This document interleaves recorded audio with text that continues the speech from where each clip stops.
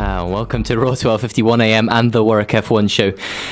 There is good news and there is bad news. Should we give them the good news or the bad news first, Tom? I'll start off with the good news. Okay. I'm back in the hosting chair for the first time ever in a review session, and obviously Will and Chinmay normally taking those, but now I'm going to get the chance to be back again. And of course, even more good news, I've got I'd say a star-studded cast for the podcast, probably three of the most regular guests that we've had. So we'll start obviously with the person you've heard already, Tom Bicknell, former president of the Formula One Society. How you doing? I am absolutely brilliant, and can I say it's great to be back? It's been too long. Yeah, you've been caught up with exams and being president and all that rubbish.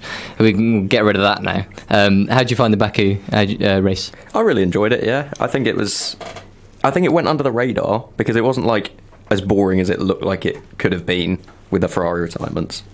I think it was all right. Yeah, there wasn't too much of a battle at the front, but it was somewhat interesting throughout the midfield. We've also got Bethany Milne once again coming back. You can't stay away, can you? No, I can't. I really enjoy just taking part in these, and it's great to be here once again. Oh, it's great to have you. How did you find the race? At the front, it was a bit anticlimactic to say the least, but there were some interesting bits in the midfield. It was a decent race. I'm sure we'll find plenty to talk about. And we've got, of course, Thomas Loubeyres as well. Is this your first time this term as well? Feels like it's been a while. Second time this term, actually. Okay. I came on a couple of weeks ago. But yeah, feels weird kind of having you, Jack, back in the hosting chair. It feels weird for me as well. But yeah, no, happy to be back and happy to be with all three of you today. How was the race?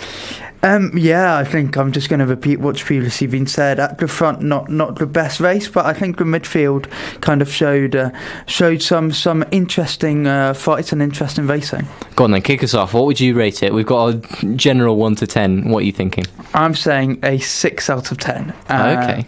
Yeah, I think it could have been better at the front, but we did see kind of, as usually with Baku, some nice overtakes in midfield. What about you, Bethany? We'll go back the other way, out of 10. To be honest, I think I'd agree on a 6. Like, the front, there wasn't much at all, considering the times of Ferraris, but there were some good storylines throughout, and yeah, it was a decent race. Could have been better, but could have definitely been worse. Anything to add to that? What would you give it? I'll be a bit different. I'm going to go 6.5. It's just a little bit different. Yeah, it was. There were bits of spice in there. It was just a bang average race, really, wasn't it?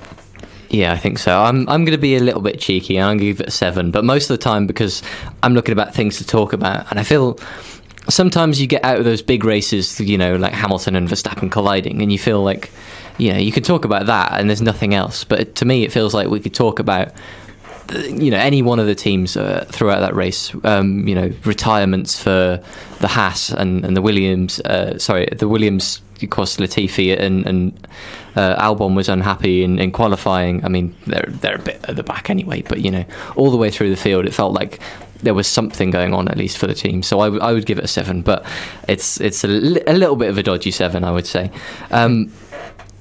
Is this low for Baku? It's a street track, obviously. It's something very different to Monaco, and it's something very different again to what we're going to see next week with the circuit Gilles Villeneuve. But is Baku a good circuit? Is it just kind of mediocre? What do you reckon, Tom? See, it's always been one of my favourite ones, but you get a lot of people that say the racing's not that interesting or it's a bit boring.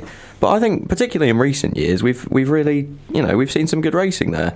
Like the drama with Verstappen's tyre blowout last year, and Sebastian and Lewis colliding not too long ago. I think we've had some decent racing there. What do you reckon, Thomas? Like main staple or something you could do with that? Definitely not main staple. What I do like about Baku is insanely long straight, which is just different to anything else we have on Dracanda. And I mean, it does add something to it.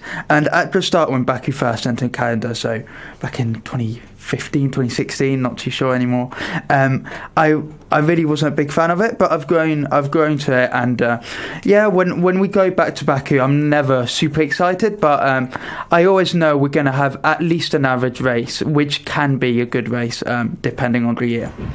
What about you? Was that average race for Baku, bit rubbish for Baku? Would you expect better from it? I'd say that it was I'd say it was below average for Baku, but it wasn't a bad race, but it was below average for Baku. But because there have been some really good Baku races in the past, but at the same time, it wasn't horrible this time either. Okay, well, we're going to get to talking about the not-so-horrible race.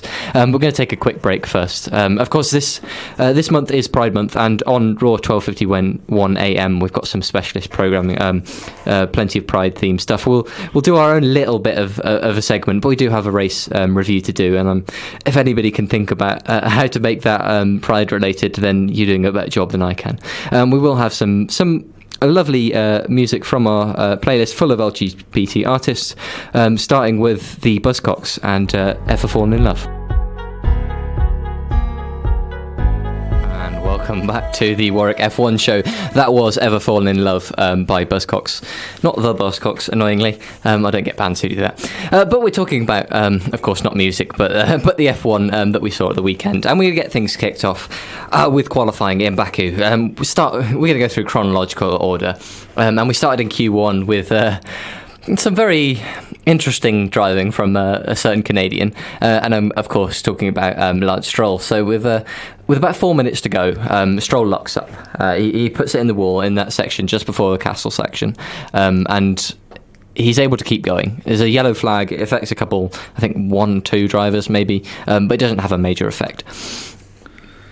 At that point, the standard thing is the pit, right? You've potentially damaged your front wing and you've definitely locked up. He doesn't. Is that what causes what happens next, or is it just a coincidence? What's your thoughts on that, Tom? I think it looked to me like he just braked slightly too late going into turn 2. And I don't know if it is quite that simple, but to me it looked like an error as opposed to car failure. But you never know with it. A lock-up, you flat spotted the tyres a little bit. Is that going to reduce brake performance? Or, the front wing potential damage, is that going to stop his turning ability, to its maximum? But it just looked like a small error to me, which obviously resulted in a massive him out of the session. So you don't think the two incidents were related? Not particularly. Maybe confidence-wise, but from what it looked like, it didn't look like the car was that damaged. What do you reckon? You got any thoughts on that, or Thomas, you got anything to add? Yeah, I think I personally do think both are related. I think Stroll may have flat spotted his tyres a tiny bit. I mean, the front wing seemed okay, but the fact that it's kind of the second incident is turn 2, so very early in the lap, showed that there is kind of like maybe kind of a reference which is wrong, or kind of a small flat spotted tyre, as Tom was alluding to, which kind of made him kind of maybe lock up a bit and go wide. But I just think I really don't understand why he just didn't enter the pits. There was still time. It's not as if there was no time at all. And I would have expected, if it weren't for a driver, the team would have asked him to come in, just inspect the tyres a bit, inspect the front wing, even change the front wing, because if the front wing isn't damaged, you can always kind of use it again afterwards for a race. So yeah, I do think both are related, but I think it just comes down to Stroll just lacking that confidence in that Aston Martin right now. Okay, do you think it is a real issue for him at the moment? Just because he's had plenty of incidents throughout the year. Is that confidence being hit? Is it something with the car itself? What's going on with him? I do think it's worth hazarding a guess at the confidence, because it's the kind of thing that you do see all too regularly, really, is that he's hit the wall and then he's continued on, and you can probably attribute that to the fact that he's gone, right, well, look, I'm going to push really hard this next lap. I'm going to show everyone I can do it. And he's probably, seeing red a little bit because he's obviously frustrated that he's locked up. And that's probably caused him to not go into the pits. And I would imagine that is to do with the whole season, because he hasn't been particularly good this season. And particularly after last season, where he wasn't awful, this season really doesn't look very good. And so you can see why he would want to show everyone what he's made of. What do you reckon, Bethany? Do you think? I think what Tom's saying is kind of like he's starting to spiral, right? He feels like he has to push more because this season's been so bad for him. Do you think that's what's happening, or if he's just struggling with the new regulations? What do you reckon's going on? I think that it's a bit of both, to be honest. I think that the most likely scenario in my mind is that he's started the year struggling a bit with the regulations relative to other drivers, and it's just caused a spiral from that, just either losing confidence or just trying to show that he can actually do it, and it's just causing more and more incidents, and it's something that he needs to get on top of, but we'll see. Yeah, he certainly did cause an incident, and he caused some real pain for some other drivers that were trying to get through to Q2 because of that red flag. So the red flag happened with, I think, 2 minutes 30 to go, and that. How fast is a lap of Baku? How long does it take? Was it 140s or something? Yeah, like 140, I believe. Yeah. Okay. So it's always tight on time, especially when drivers want to take it a bit slower on their out lap. And we saw absolute chaos. We saw, I think, it was just elbows out from the McLarens and the Haas's especially, trying to get a good lap, and Mick Schumacher was knocked out, and Kevin Magnussen too. Do you think that affected them? Would they be out anyway? What can you do? Like, because if there's a minute and a half left, then no one's getting wrecked, right? And if there's 3 minutes left, then it's not going to be an issue. So what do you do in that 2.5 minute? Is it just, are we stuck as we are, Thomas? Yeah, I think we are stuck as we are. I really don't see there being a perfect solution, except if the FIA decide, okay, after a red flag, say we add 2 minutes to the timer, and so from 2 minutes and a half we go to 4 minutes and a half, and hopefully that would solve an issue. But obviously it goes against how many minutes it is kind of allocated to Q1. I think it's 16 or 18. And I think one of the main issues, beyond the fact not everyone can cross the line, obviously it causes a lot of issues in the sense cars are much too close to one another, and we saw with the kind of Alonso Albon incident, like you can kind of do these kind of like not that fair play kind of incidents where, for example, Alonso kind of on purpose or not, we'll never know. Oh no, I have driven slowly off the track. Yeah, exactly. We'll never know. But obviously with Alonso, he's perfected the art of being able to hide what's really going on. So I feel like my solution would be, if there's a red flag during a qualifying session, you add a certain amount of time, whether that's 1 minute, 2 minutes, I don't know, whatever the FIA thinks is sufficient to kind of stop that, because it can become a real safety concern as well. If kind of cars are going slowly and trying to overtake one another, it can cause incidents. What do you reckon to that proposal? Would you do something different? Would you keep it as is? Is that too drastic? Not drastic enough? What do you reckon? I think it might be a decent idea, but personally, another issue comes to mind for me, and that's the fact that regardless, all the people who were on a lap when the red flag comes out and just get their lap cancelled as a result, they effectively can't use those tyres for qualifying again because of the fact they've already used them on the lap. So they've effectively just lost a set of tyres. So that's another issue. I don't really see a fair way of solving that. Yeah, I think there's always going to be compromise, isn't it, Tom? Do you think we should leave it as is or make changes? Like the other guy said, I don't really think there is like a solution to it. And just to play devil's advocate, you could go the other way. Instead of adding time, if there's a red flag within, say, 2 minutes of the end of the session, call the session off there, and you wouldn't have this kind of chaos going on. Obviously, that wouldn't solve the problem, but might be funny. Yeah, but then you'd have people just crashing all over the place because they're into Q2 or whatever, or their teammates are. As if you don't now. I mean, Rosberg, Monaco.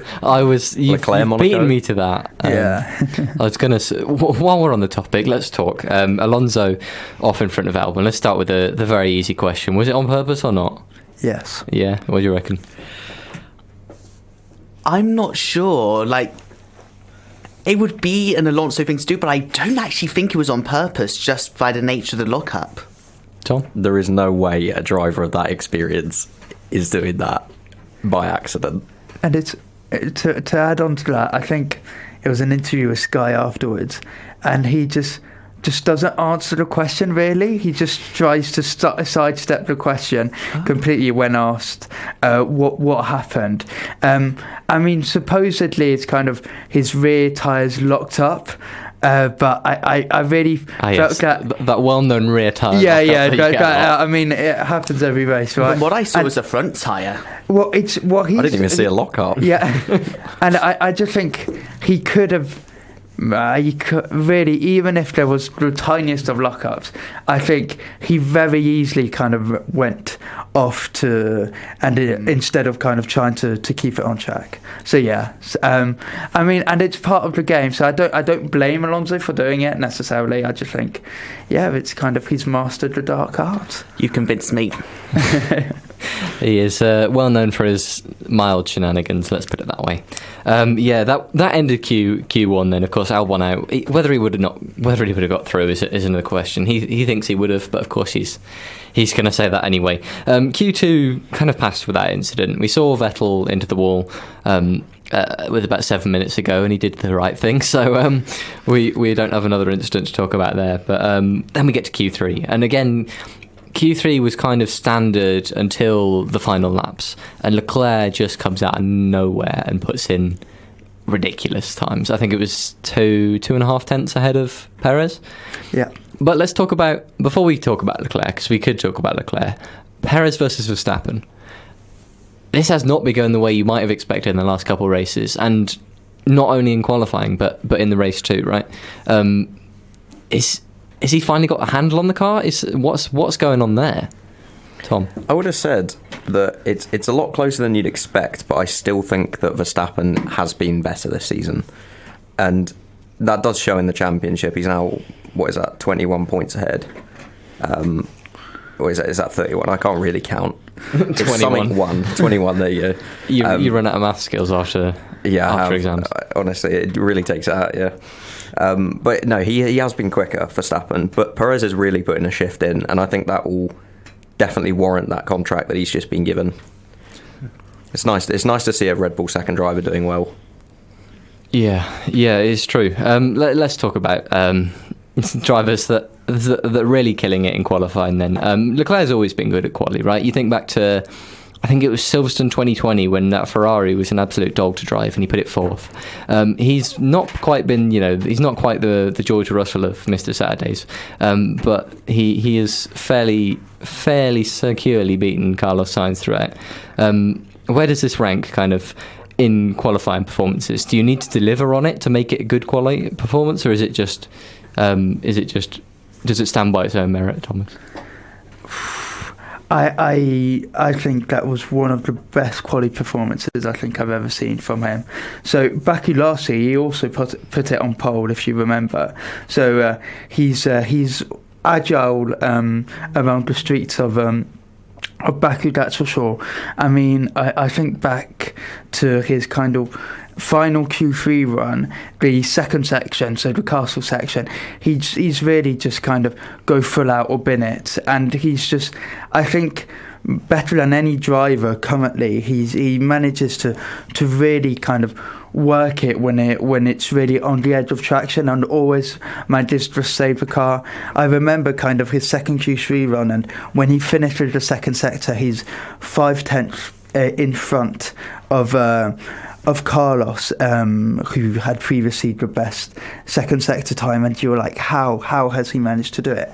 And I think what Charles is really good at, he can put everything in one lap, and just previous laps just don't get to him. Like Carlos was in front after the first Q3 lap, but like in Monaco or like in Spain, he manages to, Spain definitely, where he makes that mistake in the first Q3 lap, he manages to leave all of that behind him and really focus on that one lap, and he perfects it every single time, and it's shown by the fact he's constantly out-qualified Sainz this season. So yeah, I'd say he's the best qualifier on the grid currently. You going to add something, Bethany?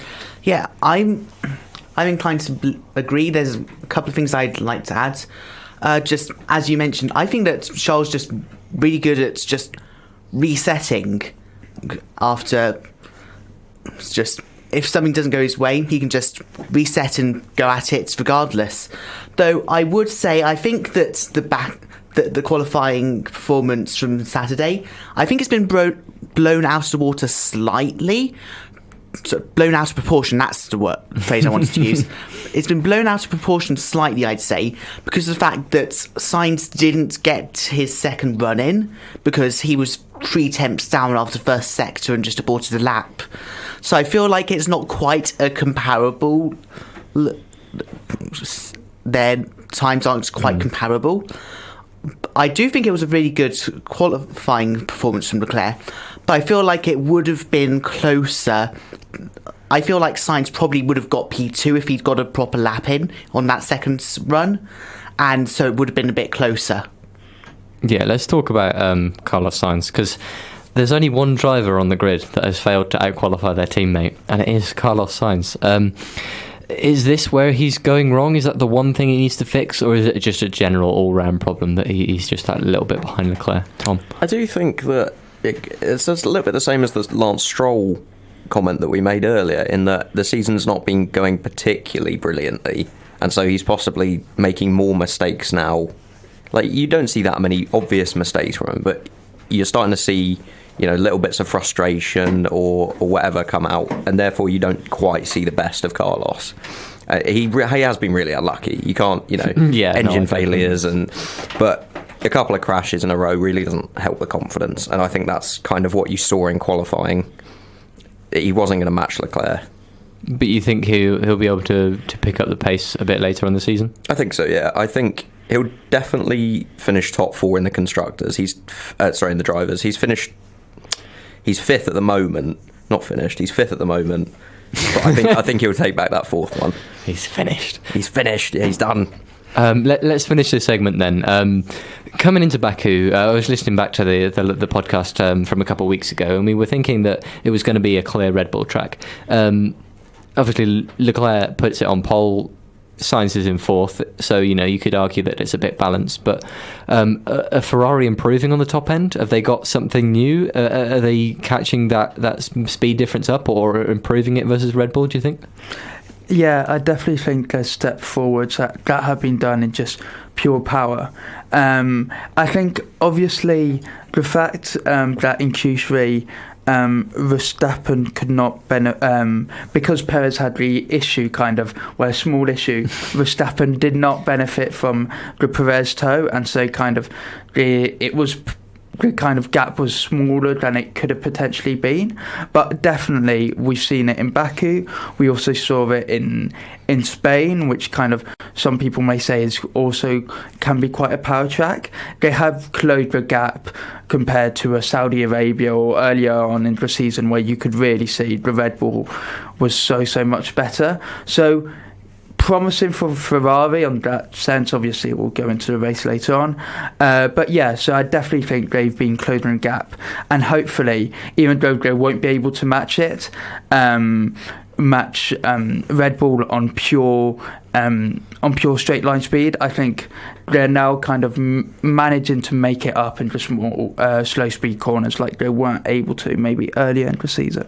Yeah, we'll have to see how that goes throughout the season. Do you got anything? Or when Carlos retired, I remember I was thinking that Ferrari and Red Bull have kind of swapped positions. Yeah, where that's true. where because at least at the time it seemed like Ferrari were a faster car, but were far more unreliable now. Yeah, it feels very much like Bahrain in reverse, isn't it? That was I guess, not quite so late in the day. Let's finish off the qualifying segment then. I'm just going to read through the top 20 and then we'll take a quick break. So obviously we had Leclerc on pole, Perez second on the front row, Verstappen not benefiting the toe in third with Sainz. Russell was able to get to fifth. Gasly got in between the two Mercedes, Hamilton in seventh. Tsunoda in eighth, doing a decent job to beat both Vettel and Alonso. Then we had Norris and Ricciardo in 11th and 12th. Ocon 13th. Zhou in 14th for the first time out qualifying Bottas, who was 15th. And then the bottom five, Magnussen not able to get through, perhaps because of that red flag. Albon, again, impeded by Alonso, and then we had Latifi, Stroll and Mick Schumacher, who struggled, I think it's fair to say, in Baku. Let's take a break now. This is Mika and Grace Kelly.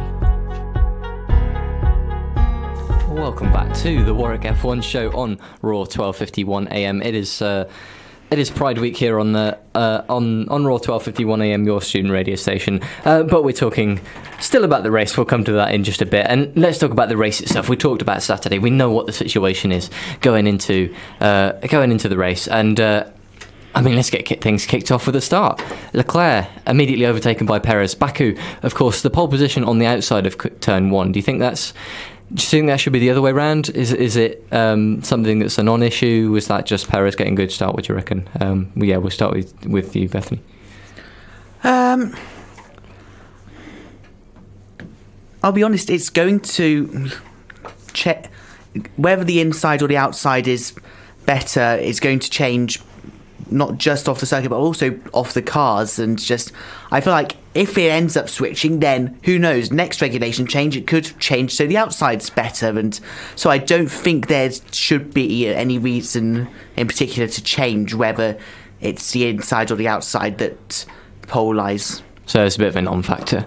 Okay, that's fine. And then we had kind of, it's not a train as such, but there was no real risk of overtaking. And then the next big thing, of course, happening, Sainz going off at turn 4, and I think on the steering wheel it said it was a brake-by-wire failure. But whether or not that was true remains to be seen, because it was a bit of an odd incident. What do you reckon? You think it was power unit or brake failure, Thomas? Yeah, I think it was brake-by-wire, not really power unit related, and not related whatsoever to the Leclerc incident we'll talk about later. So yeah, not looking good for Ferrari, kind of having two different issues on two different cars. So yeah, kind of brake-by-wire hydraulics issue. So hopefully for Sainz it means his power unit is still intact and he'll still be able to use most of the components going into Canada. Okay, what do you reckon, Tom? Do you think it was? Well, we're going to talk about the reliability, but do you think it was related to what Leclerc had with his car, or do you think it was just a bit of a coincidence? See, I'm not much of a mechanic head. I don't really know much about the cars at all, so I don't have much to add on that. But I will say it is quite worrying that there's so many different issues going on at Ferrari. Because if there's one problem, you can pinpoint it and you can try and eradicate it. But if there's so many problems going on like this, with different things failing, it really is a worrying sign for the championship. Yeah, and one unintended outcome of Sainz's retirement was the fact that the virtual safety car was called, and immediately Leclerc pits, right? The two Red Bulls stay out, but he's in. It's a one-stop around Baku in theory, but it's quite hot. We saw there was a good tyre wear, and the hard tyre was the tyre to be on, at least for the majority of the race. Do you think he was going to be able to go to the end of the race, or do you think he would have ended up on two-stop? I feel like he would have been able to go to the end, but I feel like with the pace that the Red Bulls had, I think that probably what would have ended up happening instead is that he would have ended up pitting near the end of the race to get the fastest lap point. Okay, so you think he would have fallen behind? Yeah. Verstappen. What do you reckon, Tom?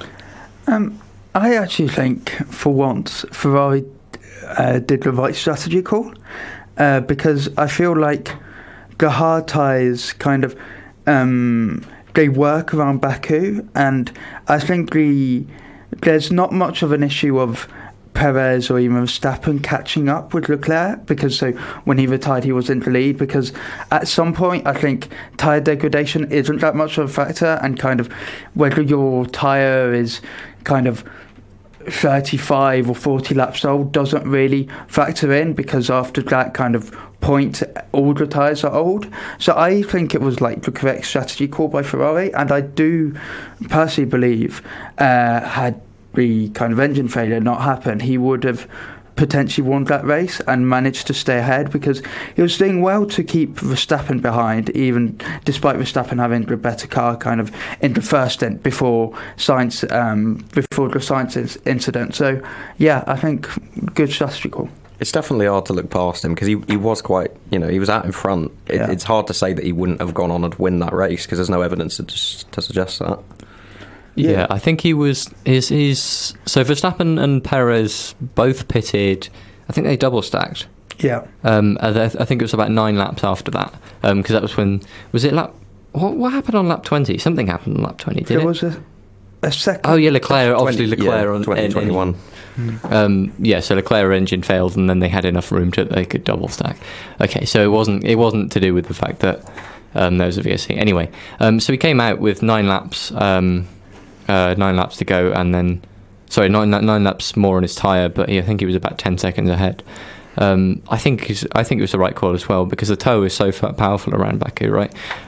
So if you leave Verstappen sitting behind you the whole race, then he's just getting that advantage the whole time. So I do think it was a good call as well. Anything else to add to that? Cool, let's move on. Of course. Let's talk about lap 15. Verstappen and Perez. Obviously, Perez is running. He was in the lead at that point because Leclerc's pitted, but Verstappen is able to catch up and goes in front. Do you think that's team orders? Do you think that's just Perez being nice and not fighting, or is that a fully fledged move? I think it was team orders, but I think for once the team orders were the right call to make. I think Verstappen had shown he was quicker on Sunday, definitely not on Saturday, but on Sunday he was quicker than Perez was, and it was the right call, like with Charles still in race and kind of with him potentially winning it. So I don't have an issue with those types of team orders. So yeah, I think good strategy call, and good on Perez for kind of accepting it, and I think because Toe is so strong, he could have managed to keep with Verstappen. So yeah. What do you reckon? You were in agreement with that, or? Yeah, I think the main question to ask is, if it was the other way round, would Red Bull have done it? And I think in this scenario the answer is yes, because it wasn't so much of a team order to have Verstappen pass because he's faster. I think it was more just a team order of, don't fight, we don't want to have you have contact, we don't want to have the cars be damaged. Yeah, you agree with that? I think going into turn 1 they were probably having flashbacks from Ricciardo Verstappen, but it was only team orders to an extent really, because by the time that the no fighting call came in, Verstappen had already pulled 5 seconds on Perez, and he was quite obviously quicker. So I think that's right. Anyway, you're looking confused at me, but I think that's right. Either way, he was definitely quicker. Yeah. Caught up to him, and then they kind of just said, don't kill each other.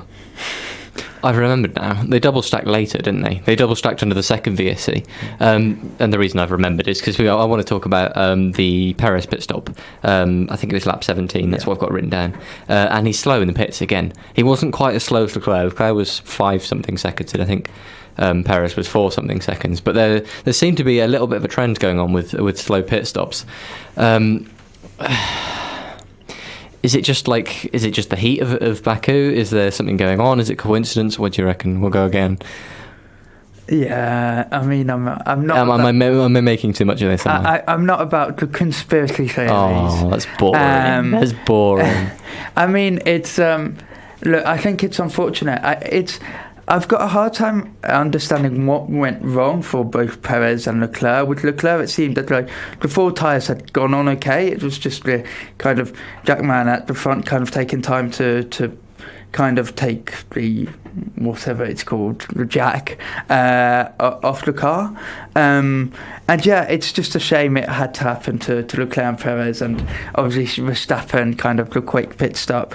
So yeah, I think the heat of Baku definitely maybe had an influence. For Perez, the kind of double stack, always kind of, it's more risky, stuff could go wrong. I still think it's the right strategy call, but yeah, it's just unfortunate. Honestly, I think mistakes like this happen from time to time. It's part of it. Can you indulge me? Is there any chance it's related? Because it didn't. What happened with Perez? Was it slow jack release again? I think it was the rear left, if I remember correctly. Okay. It just wasn't on quite as quick as the other ones. But I'll tell you what, I think there's legs in a certain Thank theory. you. You can come back any week. Yeah. I think, the presence of a castle in Baku, the mechanics were obviously looking at the castle because it's pretty and it's big, and I think they were distracted. So Okay. I think remove the Baku castle, and then we'll have some quick pit stops. Can't wait for Vegas. I think you're just mocking me now. Yeah. No, All right. We've been skirting around the issue. Let's talk about it. Leclerc retires lap 20. I think that's the biggest take from this weekend, right? If you remember one thing from Baku, that's what you're going to remember, right?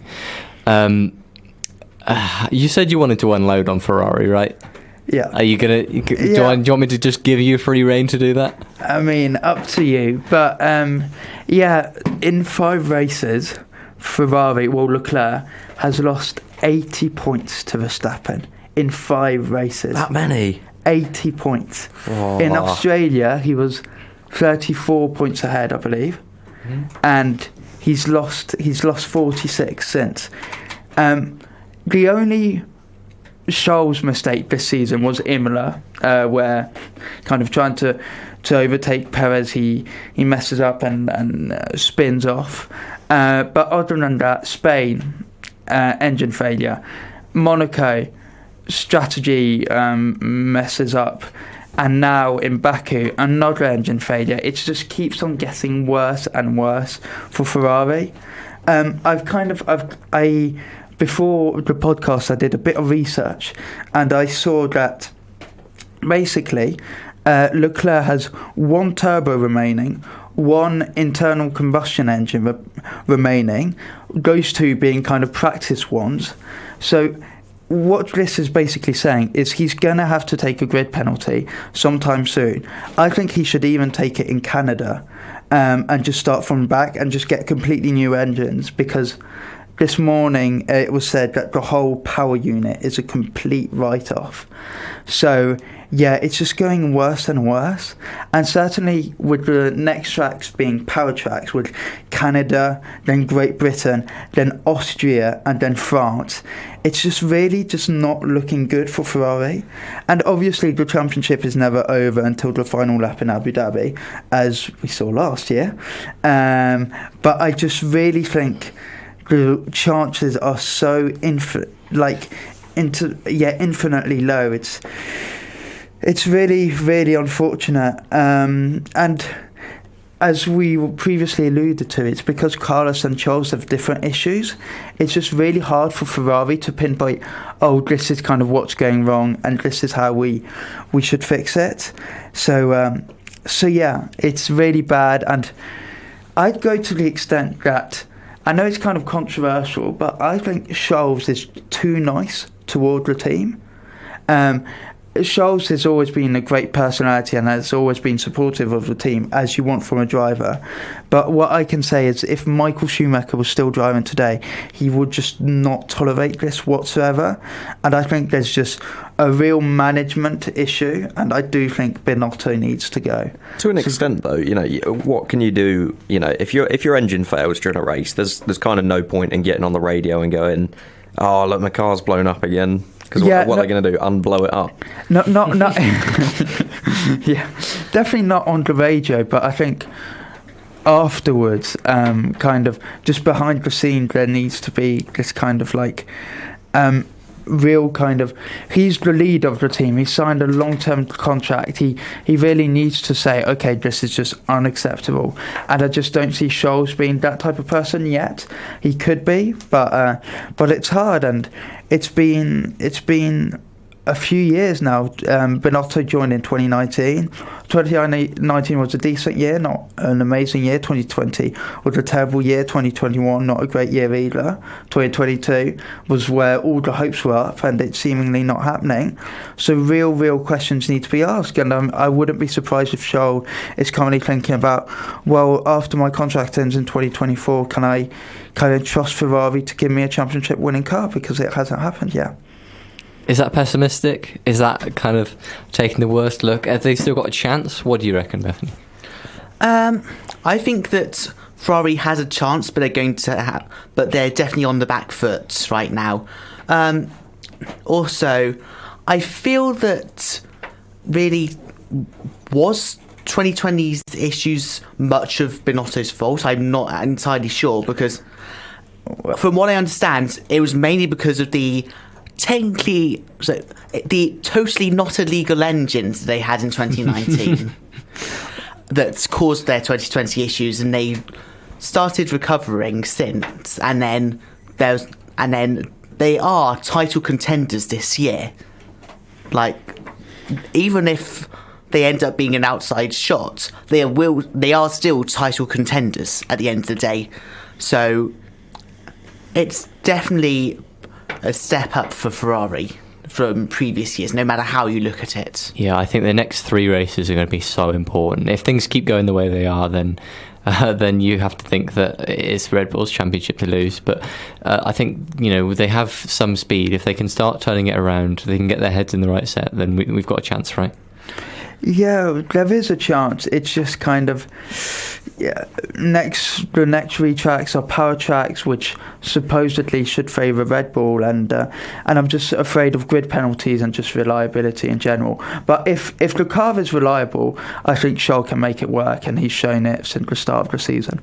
There you go then. We're going to take a break. After we come back, we'll be talking about kind of the rest of the field, the other 16 drivers that are racing. No less exciting. Let's listen to some music. This is Only the Dark by K-Flay. And welcome back to Raw 12:51 AM and the Warwick F1 show. We've been talking about Baku. We've gone through qualifying. We've gone through the front 4 drivers, and we'll talk about the midfield and kind of what's happening with the championship and what's happening with the way that things are going in the next couple of segments, starting with, of course, back to chronological order. And before we even started the race, we had something of an incident with Latifi. Can you remember what happened, Bethany? I mean, I've thrown that at you. If you can't, then I'll give it to someone else. He was positioned slightly too forwards in his grid slot before the formation lap, and they moved him back too late, I'm pretty sure. Yeah, I believe that was the case, yeah. So he gets was it a 10-second stop go penalty? Yeah, 10-second stop go. Yeah, that's brutal for him. Obviously, it's not. I mean, is it his fault or not? Because he's too far forward in the box. That bit is his fault, but it's not his fault that the mechanics come and pushed him out of the way. How much blame would you give to Latifi? I think it's unfortunate for Latifi. I don't think he can really be blamed. I think the mechanic should have done something earlier. Yes, he didn't want to kind of position himself there, but there's a lot of time beforehand where mechanics could have realised before. So I think it's just unfortunate for Latifi on this time, and I'm sure it's happened before to other drivers, and just the mechanics have put them back a bit slightly. What do you reckon, Tom? His fault, not his fault? Well, overshooting the grid slot was his fault, but what is the penalty if he'd started in front of the grid slot? If they hadn't pushed him back, what's the penalty? I have no idea, because it was the formation lap, wasn't it? It wasn't the actual race start. No, well, as in he was too far in front of the grid slot after the formation lap, I think. No, I'm sure it was as they were going to go on. It was before the formation lap. Yeah, right. It was before the formation lap. So it's just kind of, the mechanics should have kind of exited, and just some Williams mechanics stayed on to kind of push the car back a bit. So it's really unfortunate. And yeah, I think you ask a good question. I really don't know the regulation there, but surely it couldn't have been worse than a 10-second stop go he got anyway. I think Williams just tried to risk it, and it just didn't work out. Unless he got disqualified, I guess. Yeah, I don't. There's no way. There's absolutely no way. That even if you're out of the box for the actual race start, you'd only get, 5-second time penalty? Yeah, 10 maybe? And it's a formation lap. It's not even the race start. So yeah, That's why I thought it was brutal. Yeah, is that really a fair penalty? Because what's Safety's so important though. Like you just if you let it go, then then everybody will be. That's the one thing that I feel like you have to crack down on. Because I mean, there's the stop time's 20-something seconds in Baku, plus the 10 seconds stopped time. So effectively, it's a 30-something second penalty. Yeah, unfortunately, it was a 30-second penalty in the end. Yeah. He pit it when he was in last and came out last as well. So very unfortunate for him.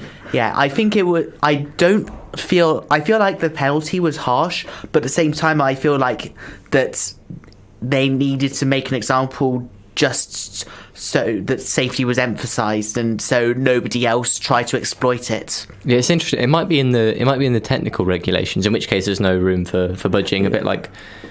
Yeah. In that case, yeah. I think it was just a slam dunk penalty, kind of. You just have to accept it. Yeah, there's no real kind of negotiating or appealing that. Yeah, well, then we saw the actual race get kicked off, and there was a bit of action up the front. Nothing really happened for the first 10 laps in the midfield until we saw I think it was Ocon, then Hamilton, then Vettel train, right? Hamilton was stuck behind Ocon, and then Vettel was there. He manages to get into the pits, lap 10, of course, with the virtual safety car, and Vettel comes out in front of Hamilton. Is that Mercedes struggling with the pit stops again? Is that something that we saw the same as the front two earlier, or is that just, what do you reckon of that? Was that... Because that's going to really mess with Hamilton's brain, right? Yeah, I mean, I really don't think the strategy was too bad for Mercedes this time around. I think even at the end of the race, Hamilton did congratulate the teams on what he thought was a good strategy. So I don't think there was any too major issues there. Obviously, kind of in hindsight, maybe it was the wrong call, knowing as well there would be future VSCs down the line, but. That happens, and I don't think too much can be taken from it. Yeah, and then of course we saw about 3 laps after that, Vettel's trying to make the move on Ocon, and clearly he's got the pace on a lot of the midfield, but he makes that mistake. He goes wide. Could he have made that? Could he have made that pass? Would he have gone through? Was it his mistake, or was it just did he just go too deep trying to get through? I don't really know what went wrong, to be honest. He'd cleaned out Ocon, taken the move, happy days, and then just locked up. And you'd think a man of that experience, like the Alonso thing in qualifying, you'd think a man of that experience probably wouldn't. But, maybe it's that the car isn't quite doing what he wants it to, or, it could be anything, really. So then, immaculate little spin, happy days, he's on his way again. A lovely little 180. Yeah, how far behind Gasly did he finish in the end? It wasn't that far. It was 7 seconds. Okay. Yeah, 6.8 seconds precisely. Do you reckon he would have had the pace for that? You would have got Gasly maybe or not? I think he would have got Gasly, yeah. Because he had to overtake Ocon again, didn't he? Behind Hamilton as well, only 5.5 seconds. Well, when you think, surely he took more than 7 seconds whipping around and getting back on the track. Yeah, it was interesting with him trying to rejoin with Tsunoda as well. Then with the DRS behind Gasly, I think he would have got past... I think he would have ended up in between Hamilton and Gasly. Yeah, definitely. We might have even seen a bit of a battle between Hamilton and Vettel. That would have been fun to see. Well, it's interesting. Where did the pace come from for Vettel? Because he was fast in qualifying. He was 8th? Something like that? 9th. Okay, he was 9th. He was ahead of Alonso, though. And he's faster than Ocon, clearly. Ocon's on a different strategy, but I don't think there's any doubt about that. He was faster than the McLarens. He's way faster than the Haas's and the Alfa Romeos. Is this Aston Martin's pace? Is this Vettel finally getting back into it? What do you reckon, Thomas? I think Vettel has had a very good season so far. And I think he just somehow really likes Baku. I think he came 4th in 2018, 3rd in 2020, 2nd in 2021. I think it did go 4-3-2, didn't it? And he's just good around that circuit compared to his teammate, and I do think Aston Martin maybe obviously was lucky to a certain extent with the retirements, all of that, but I don't know, somehow not. I'm surprised because they're not the best car in long straights, but Vettel managing to make it work, honestly a bit of a enigma to me. Yeah, and then we kind of saw the effect of all the VSC changes, right? So we had Ocon and Ricciardo higher up than they needed to be. We saw overtakes throughout, but there wasn't anything really big or kind of really stand out until we saw a very bizarre incident with Yuki Tsunoda. His rear wing just snapped, didn't it? I don't know how best to describe it. And then they fix it up. Okay, I'm going to give some context on this because it looks like gaffer tape. But if you've ever watched NASCAR, they have this like crazy sticky stuff. It gives a little bit better grip than gaffer tape. But what do you reckon to the safety of that, Tom? Because he got black and orange flag. Was that good enough job to fix that he shouldn't have got another meatball flag? Maybe I don't pay enough attention, but I think that's the first black and orange I've seen in a very long time. It's good that they did call him in, because you never know what's going to happen with that sort of thing. I don't really know the science behind the duct tape, but it looked like it worked. It's too sticky. Yeah, Keep the wing together. It does beg the question though as to whether it would have been better just retiring him. I don't know how serious the problem was, but he ended up, well down the pack anyway, 13th. So they kind of probably could have seen that and just retired him. I don't really know. If you were the team principal, would you have retired? No, because Tsunoda was pretty close to Gasly as well. So I would have tried to get him fixed up the way that it was, and just get him out there and see if he can score a point. Because I do believe that AlphaTauri believed that Tsunoda might have been able to just claw 10th or something, because I remember they did take a while to get the tape, and he stayed out for an additional lap after the black and orange flag, from what I remember, so they had plenty of time to get it. I think they put him on softs as well, didn't they? They changed the tyres. Could you have considered just doing the tape? Would that be worth it, or is the softs like the best call? I think that softs was the best call. You're going in for a pit stop anyway, so you might as well make the most of it. And so, yeah. I don't recall him being overly quick on the softs, though. Are they just not a particularly good race tyre around Baku? No, I don't think so, because it was so hot, wasn't it? Yeah. Mm-hmm. Yeah. The tyre deck was quite high. Yeah, and then we saw... finally, I think the last overtake that was kind of relevant was Hamilton on Gasly. He was catching, and I think... I'm thinking of the McLarens as well. But yeah, Hamilton gets past Gasly. And interesting, in the race, we probably saw 10, 15 overtakes in the midfield, something like that. But the only real changes from qualifying, when you accept people dropping out and Tsunoda having to pit again, were Verstappen getting past Perez, which was team orders, Hamilton getting past Gasly, and Ricciardo getting past Norris, which was, again, strategy. And we're going to talk about that after the break. Speaking of which, I'm going to very quickly segue into a little advert break. So stay where you are. We'll come back. We'll finish talking about Baku, go on to some of the more interesting news that's been happening recently, and then finish off the programme with predictions. Welcome back to the Warwick F1 show. That was 5,000 miles by blocks. We were talking about the Azerbaijan Grand Prix, and we're going to finish talking about that with my guests. And we really only had one thing left to talk about, and that is McLaren, because that's an enigma in and of itself. Of course, there were two kind of big incidents for McLaren. We saw initially lap 21, Norris I think he was trying to get the overcut on Alonso, right, who'd pitted previously, and he wasn't letting Ricciardo past. Ricciardo was on the hard tyres, he'd been trying to go longer, and he was having to fight Gasly off behind. And at the end of the day, neither McLaren were anywhere near Gasly, but that was your initial tension. And then when it comes to the last 4 or 5 laps, Norris is catching, and I think in the end, whether or not he would have been able to overtake is... it's a different question, but McLaren told him to hold position, and he was very unhappy about that. So let's talk about that. We'll just get general impressions first. You got anything to what was your thoughts on that? So I'd say I understand Norris's frustration, because I do think team orders came into a play where McLaren asked Norris not to try to go for Ricciardo. Now, would he have done it is a different question, but I understand Norris's frustration, certainly, because it seemed as though the medium that Ricciardo was on were kind of very much wearing down, and Norris was able to make the hards work better.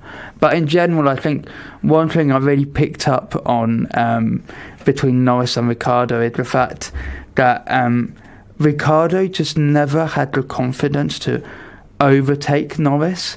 Like, I remember once they were kind of going down to turn one, and I really thought, and I think everyone thought, Daniel is going to dive it down the inside and Norris won't defend much because obviously they're teammates. But Daniel didn't even dive it down the inside, which, I mean, we always know that Daniel used to be the last of the late breakers, so it really it makes you realise he's really just lacking confidence in that car, even though, yes, he did finish in front of Norris.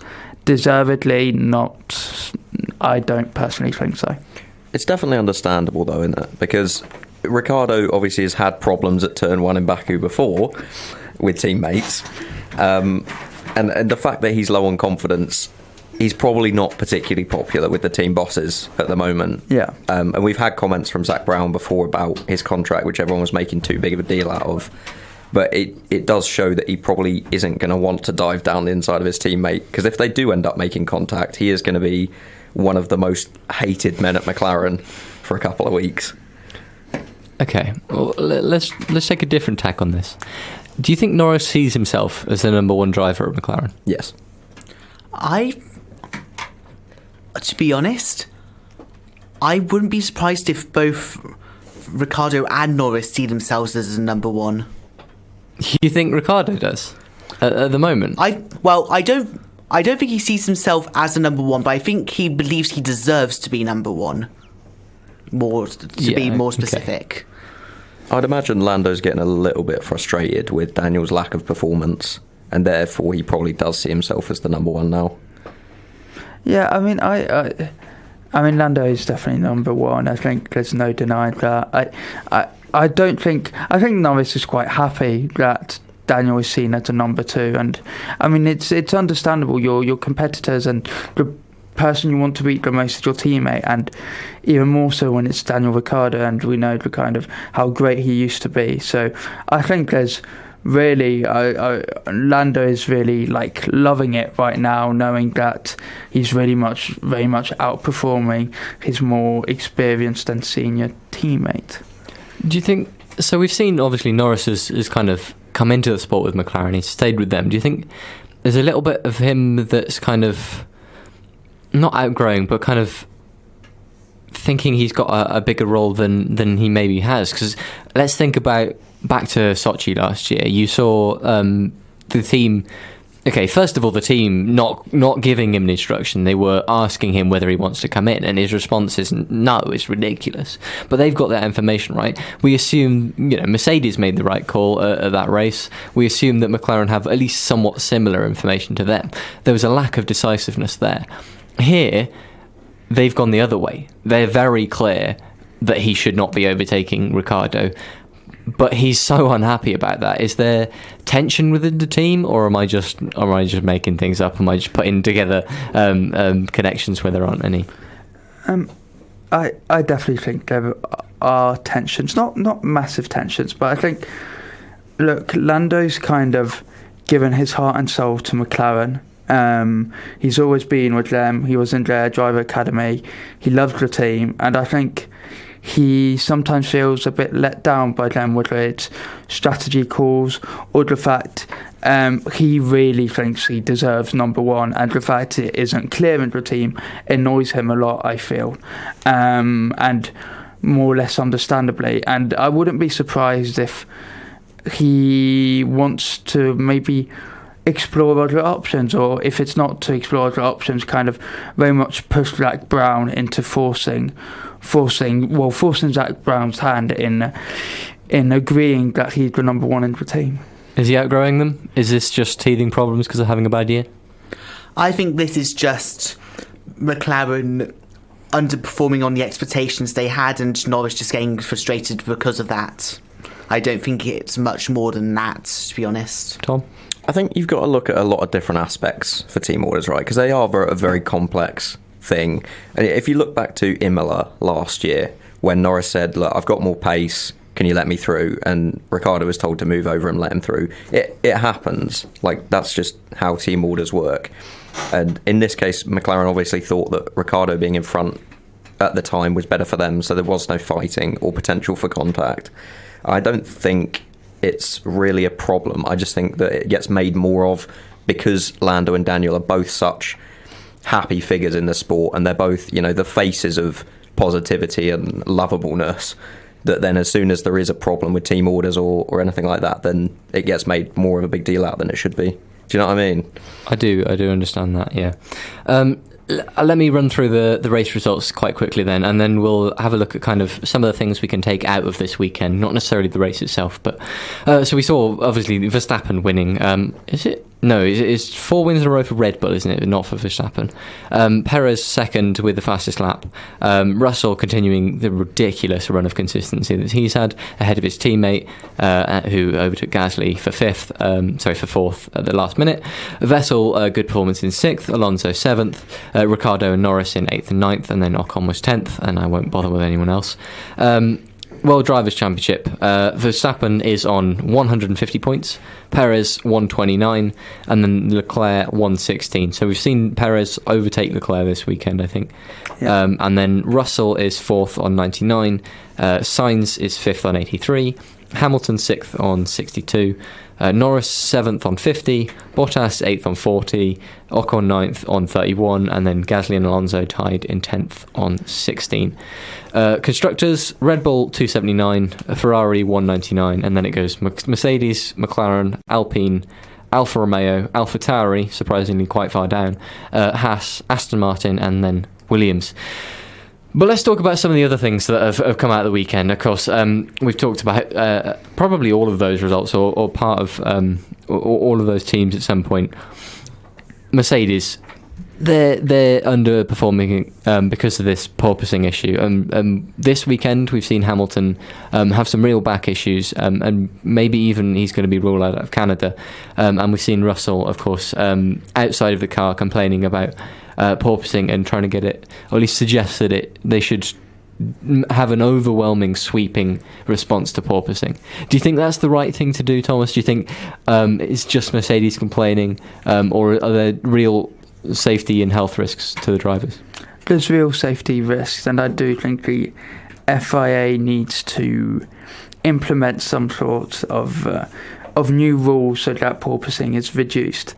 Now, I think it's very complicated as to what action the FIA should take, because on one hand, you don't want to unnecessarily penalise the teams that have done better and that have less porpoising and have kind of managed to work out the problem better than Mercedes has.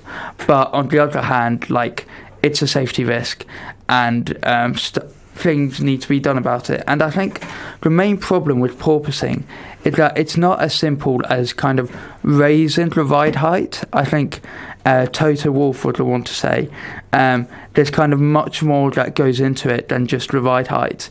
And so a simple kind of FIA ruling saying, ride height, like a minimum ride height, wouldn't necessarily work, and you'd still have some cars porpoising a lot more than other cars. So it's a really, really complicated topic, and I just feel like there's no perfect solution right now.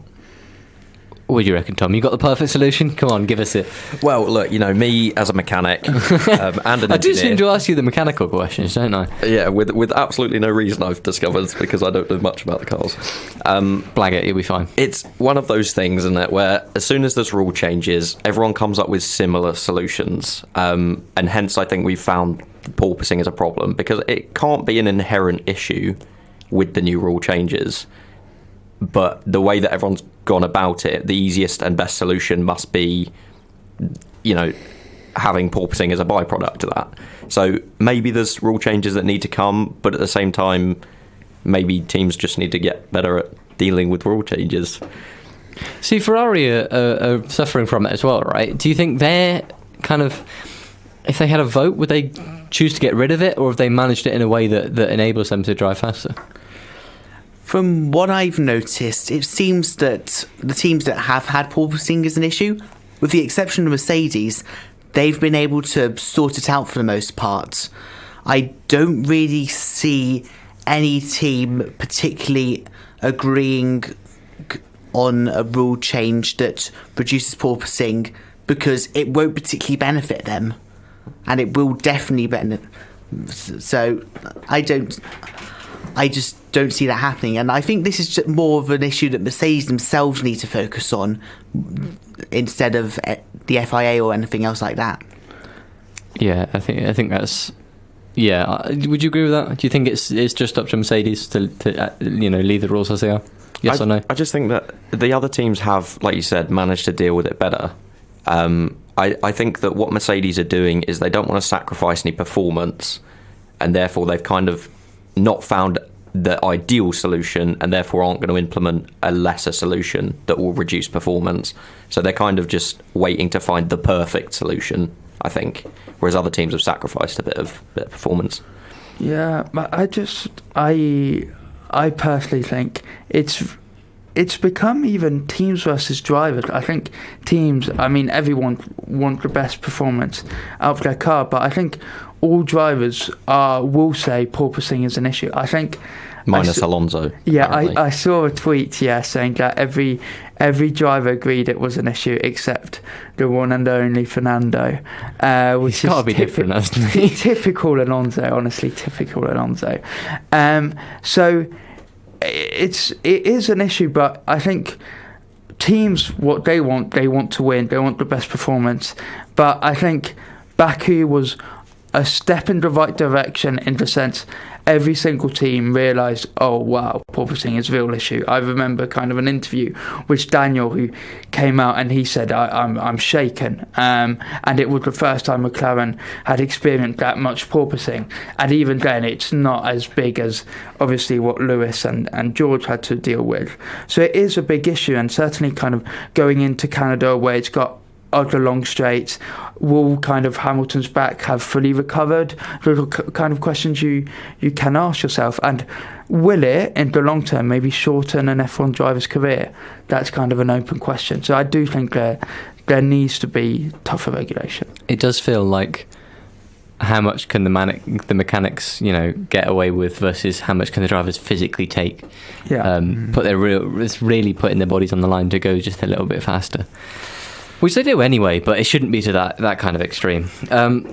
Let's talk about the last thing on our list for the segment. Alfa Romeo and Haas, obviously Ferrari power, they seem to be increasing, at least Ferrari, their factory teams. The customer teams are dropping down. Are we seeing a clearer midfield look now? Aston Martin just started to pick up. Do we have a ranking, or is it still absolute chaos in there and just a couple bad races for those two teams? I think this may well be how it actually ends up at the end of the season, this ranking, because I can see potentially some improvements after the season break, but it's sort of evened out now as to where I expected it would be. Haas started really well and then just sort of dropped off a little bit, and I just think that's going to sum up their season. Same again, you think?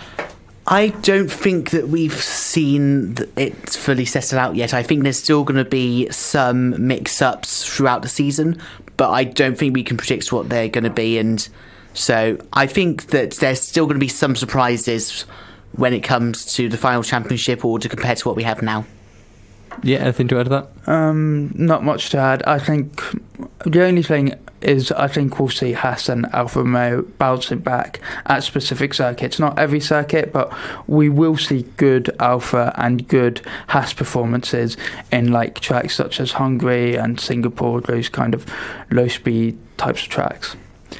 Well, it is the special Pride Week programming on Raw 12:51 a.m. and that means great music from plenty of LGBT plus artists, and we'll see some of that. But of course, it does mean changes to our programming as well. But it's something I wanted to talk about anyway. We saw comments coming from Ben Sulayem about the actions of Lewis Hamilton, Sebastian Vettel, and Lando Norris, and we're going to talk about that after the break with kind of that lens on it. But before we do, let's listen to some music. We've got Call Me Maybe by Carly Rae.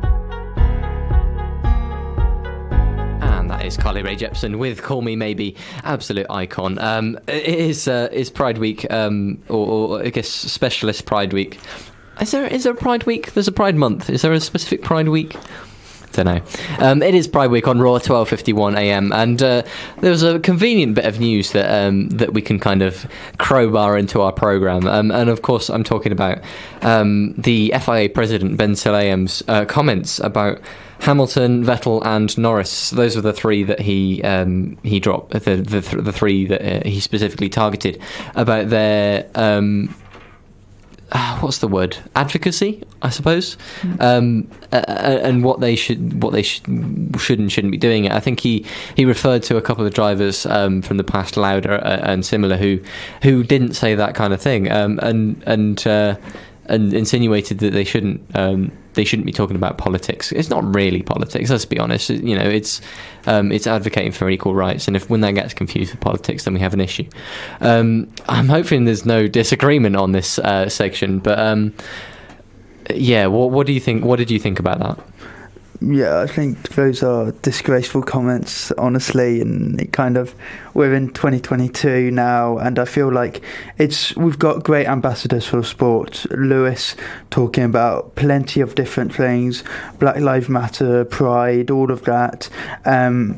Obviously, Vettel big on the environmental stuff, Lando big on the kind of mental health side of things, and it's great we've got people and drivers being able to talk about it. And now that F1 had this global audience, it's a great way, and it's always helpful to remember when we go to tracks like Qatar or Saudi Arabia and all of that, to remember there are kind of bigger issues at hand. So I just feel those comments were disgusting, and certainly you just wouldn't expect that from the president of the FIA. Certainly, like, Jean Todt has never kind of really talked against it. So I really don't like this, and I just feel like there's not much to say except like I just completely condemn, and I think we should all completely condemn what was said. Yeah, absolutely. Yeah, it's the kind of thing where it's if you're in that kind of position and you're making it out that certain things are not as important as effectively a game, there's a problem there, isn't there? Yeah. Anything to add? I completely agree with what was said. This is absolutely outrageous. This isn't politics. This is basic human rights, including my basic human rights as well. This is just completely abhorrent. I condemn this in so many ways, and it's just absolutely awful. Yeah, it's difficult to hold a radio segment without just like having four people just hating on one guy. It's not the right way of doing it. So I will ask some questions. Is this the driver stepping up where the FIA should be doing it, or is it kind of, even if the FIA were doing their absolute most, they were really pushing behind the We Racers one, they were stepping away, even if that was the case? Would you like to see the drivers kind of being those advocates, being the front line anyway, or is it the FIA's job? I think it's the FIA's job first and foremost. I think the We Race as one initiative was an important initiative to put in place, and certainly when F1 loves to talk about how we're moving to greener fuels. I think it's 2026. We'll have this major rehaul of the power unit system with kind of basically 100% renewable, still fuel, but kind of biodegradable. I just don't understand how this fits in, how you can be progressive on one side but not progressive on the other. And I feel like, yes, the drivers should do the most they can, but it's not their job to do it. Their job is to drive a car. Now, if they do it, then great. But I think first and foremost, the FIA needs to put in place initiatives. Certainly, kind of, we've seen the W Series appear over the last few years. So there has been steps to do that under the previous FIA leadership. I'm just afraid that under this new leadership, with people holding such comments, that we won't see the kind of need for progress that we do need to see in the sport, which is so kind of male white dominated. I agree to an extent, but I feel that just the drivers are the ones who are going to be recognised far more than the FIA. So I feel like what needs to happen more is that there needs to be drivers who are leading this effort, because they will be the ones who are recognised, and so their words will, for better or worse, hold more power. And then the FIA needs to be supporting this through potentially initiatives, things like, as you mentioned, the W Series, but also potentially other ways. But I feel like the drivers need to be the face of it, not the FIA, because as I said, they're the ones who will be recognised. Their words ultimately hold more power. Because the thing is, you find particularly with F1, fans of the sport are attached to a driver or a team, or they love the sport, but it's a role model is what drives people's fanship, I think, and therefore it is absolutely amazing. I can't express this enough how amazing it is that people like Vettel, Norris, Hamilton promoting bigger issues than sports. Using their platform like that is just something that they should all be doing, and obviously the FIA needs to set a precedent, and have a message. But these drivers doing their thing is the most important thing. Do you think because we don't have an openly a member of the driving community? Sorry. God, we don't have a driver who's a member of the LGBT community at the moment. We've seen Mike Beutler and Lalo Lombardi in the past, but that was a long time ago. If we do find someone like that, are they going to feel safe going to places like Jeddah and Qatar and Bahrain? Is that an issue? Are we risking, police trying to come in and make a statement there? I'd be very understanding of kind of people that are part of the LGBTQ plus community being very scared of kind of speaking up, all of that. It's not only a Formula One issue, obviously, it's an issue with all sports, but it hits Formula One in particular. And I think going back to drivers kind of driving change, as they should, it's just, we saw back in 2020 with the Black Lives Matter and all of that, and it was Hamilton who was at the forefront of the kind of We Race as One movement, and he kind of forced the FIA's hand and forced Mercedes' hand into doing more stuff. And this is great, but I just think it shouldn't be the case where the FIA is only a reactionary force. They should be actively promoting such initiatives. So yeah, I completely understand if people that are part of the LGBTQ community are afraid of speaking up, and not only for drivers but for mechanics, for engineers, for people back at the factory, for anyone concerned in Formula One. And because of that, it doesn't matter how good the money is or how good the racing is at certain tracks. If people, as a part of the F1 community as a whole, can't or won't go because they're afraid for themselves, as race or gender or sexuality, then we can't go. Yeah. Because it's an inclusive sport, and that's how it should be. Yeah. Well said. I have no further comments. I completely agree with both of you. I'm going to finish this segment off, and I'm just going to say recite what Lewis Hamilton has said on the matter. His words: "The sport is continuously growing. We have a bigger audience than ever before, and it continues to be an important platform for us to use our voices, every single one of us, to do more and to speak out more on things and to spark more conversations. Creating a more inclusive environment is so important, as is focusing on better diversity within our own organisation. But also it is so important in the sport because it's moving at a very slow pace, and we need more people to utilise their platforms. I encourage all the drivers to be more outspoken in the future and to speak about things they care about. Too right. Yep. He said it. Here. And welcome back to the Warwick F1 show. A little bit of a sobering segment, but we're going to finish things off with a little bit of a look forward into the future. Just 1 week into the future, though.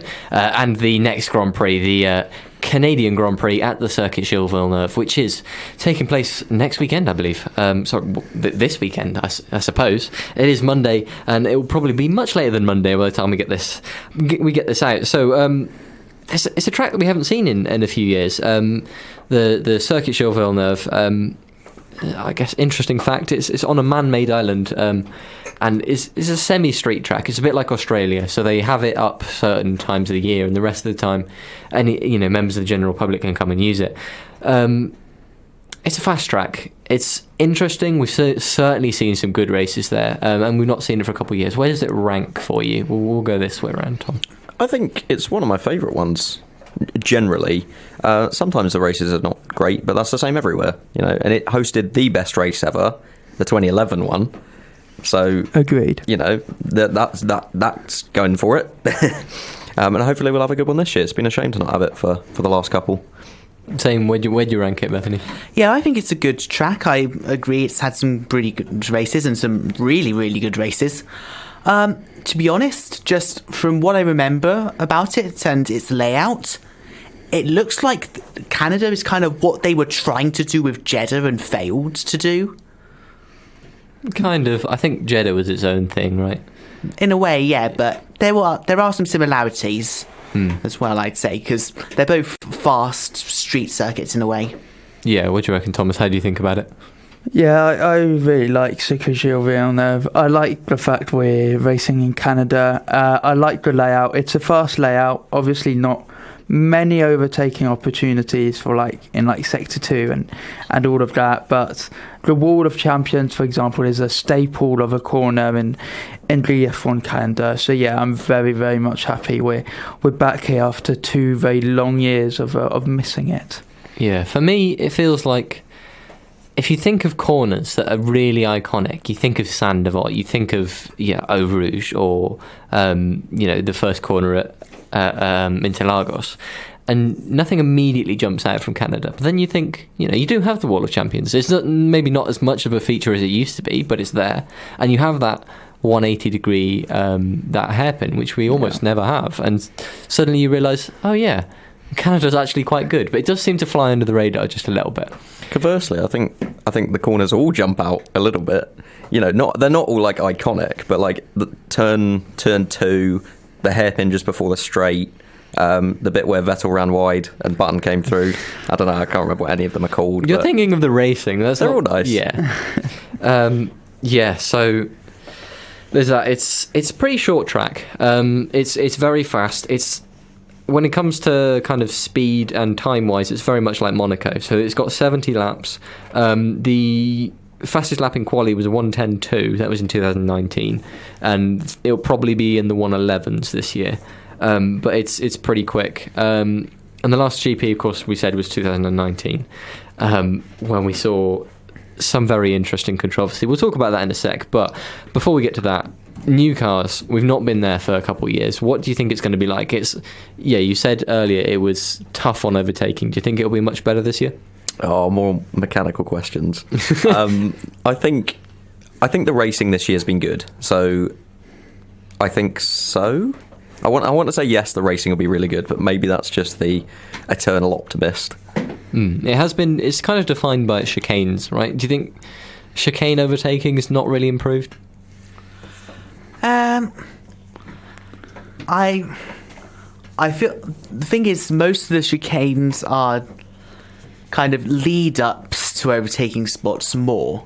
So I feel like that I feel like the combination between the better overtaking with the cars in general and the fact that we've not been there for 3 years, I think there's going to be quite a mixed up grid, and therefore there's going to be more overtaking. Yeah, it'll be interesting to see. Let's talk about 2019 then. Of course, it's just it's the meme-worthy race, isn't it? It feels like it was much further ago, longer ago, further ago? Who even knows? It was a longer time ago than it really was. And of course, we saw Hamilton. Vettel runs wide. Hamilton pushed out to the outside, and Vettel gets a 5-second penalty, and then we get the scene after the race with, Vettel taking his first place. The whichever way round it was, I think he gave him the second one. But is that a result of Canada? Do you think it's a grass runoff compared to the tarmac that we normally see? What makes Canada exciting? I feel like you can't make a mistake, but like it's not as punishing as a Monaco would be. So that's what I like about it. It's like you're always under pressure and hopefully now that cars can follow closer, the car behind will be even closer, and you can push the other person into a mistake, as it was in 2019, as it was in 2011 as well with the same driver. It's just really interesting in the sense like, if you do go out wide like Vettel did in 2019, you can join back the track and not lose that much.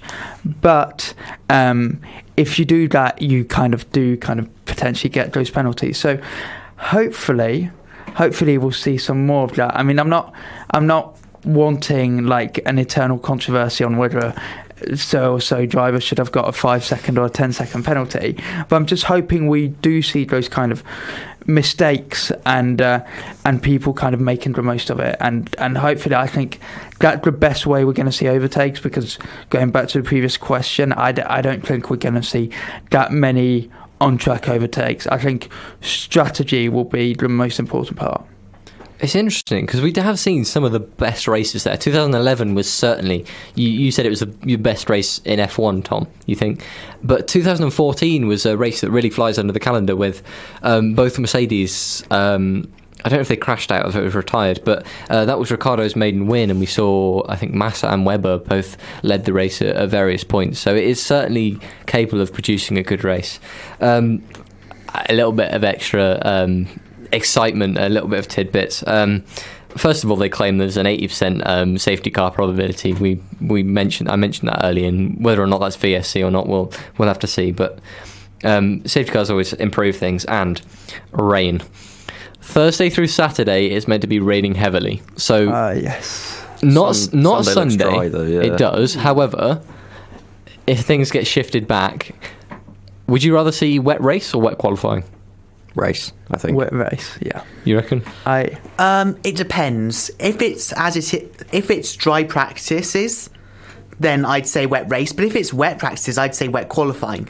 Essentially, what I'd like to see the most is that the weather changes between the practices and qualifying and the race, so that the race is under conditions that the teams aren't as used to. Well, that is certainly a possibility. That is definitely a possibility. Yeah, it's an interesting one. What would it be like in the rain?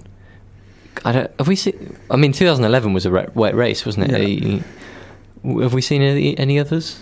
I can't think so off the top of my head. Yeah, not off the top of my head, but there must have been more. Yeah, definitely. Or at least interchangeable weather. Maybe yeah, I can't wet. think of any off the top of my head either, but there must have been a few. I mean, that's the ideal, isn't it? Interchangeable during the race. It goes dry to wet and back again, or something like that. Anyway, yeah. So qualifying is at 9 p.m. UK time, and the race will be at 7 p.m. UK time. So just about in reasonable hours. So we're going to come back to Canada right at the end. Let's talk predictions. So, as you may have noticed, I'm not quite Will or Chinmay, but they did leave their predictions for Baku. So we're gonna hop back in time and have a look at that first. Coming into this, I believe. So, do you know the point system? Have you listened? No. So you always predict a podium. You get 3 points if you get the driver in the right position, and then 1 point if you put them on the podium and then in the wrong position. And then you get a 1 point prediction, which is easy, 2 points, which is semi-hard, and then 3 point prediction, which is just like completely outlandish. So it's coming in. Chinmay was in the lead, 26 to 24, and I actually took over Will's predictions. So I'm going to be very, very smug here. You got to get used to this. So I predicted for Will Verstappen, then Perez, and then Russell. So I got it right. That's crazy. Yeah. Unfortunately, Chinmay got Verstappen, Perez, Norris, so he scored 6 points on there.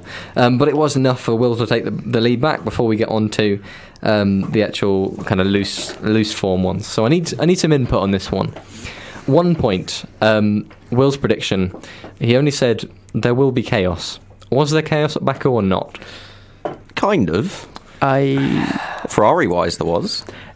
I don't think there was enough chaos for it to count as a point. Depends who you ask. If you ask the Ferrari garage, they'll say yeah. I didn't specify it was the race. So, does the end of Q1 count? Nah, it feels dodgy, mate. I feel like for there to be chaos, there really needs to be like race complete chaos. Yeah, Okay. race chaos. That's no worries. That's fine. Chinmay predicts a Haas points finish, and I don't think Schumacher did. No. Okay. I think probably Magnussen had a decent chance if he hadn't retired. Yeah, He was running 12th or 13th, something like that, I think. Yeah, and with Tsunoda dropping back, he would have been fine anyway. Yeah. So it was possible, but it didn't happen. 2 points. I said the Ferraris were going to race each other and lose time to their competitors as a result. Obviously, Sainz and Leclerc never even came close to each other, mostly as a result of they're both retiring, so no points for that. Chinmay's 2 points were Leclerc crashes into the castle section at some point during the weekend.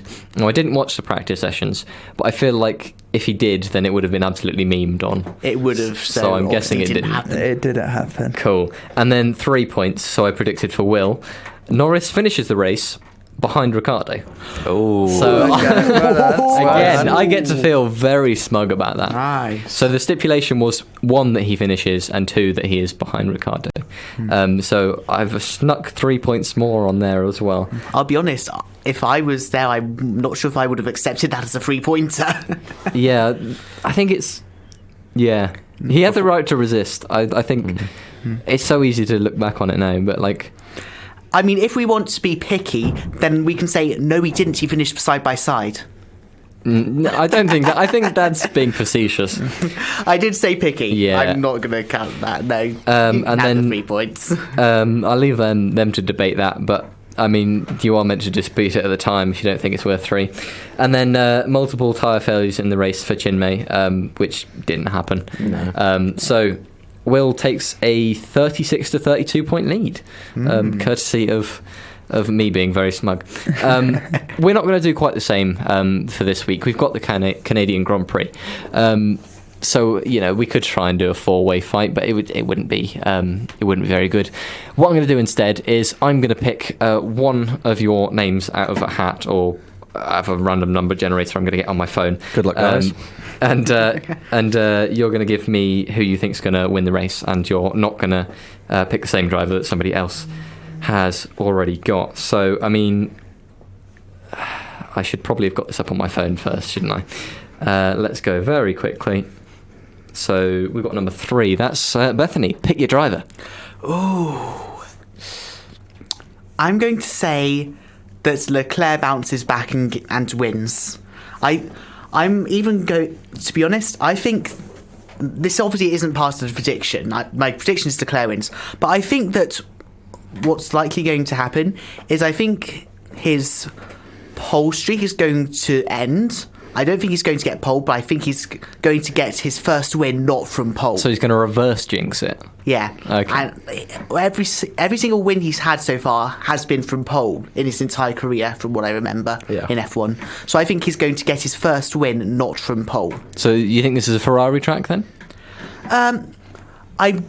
I feel like this is more of a Red Bull track, but I think that there's going to be something that happens to get Leclerc the win. I think the most likely scenario for that is going to be where there's an issue for Verstappen, and then it ends up being Perez and Leclerc fighting for the win.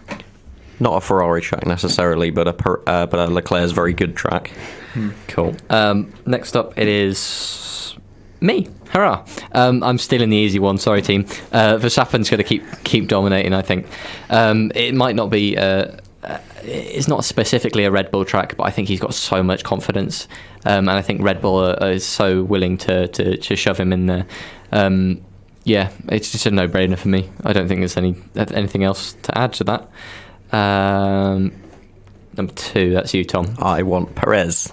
Perez is mine. I think he's going to win it because he's great, and also everyone else is going to retire. Jeez. Everyone else. All 90 I wanted Leclerc, really, but okay.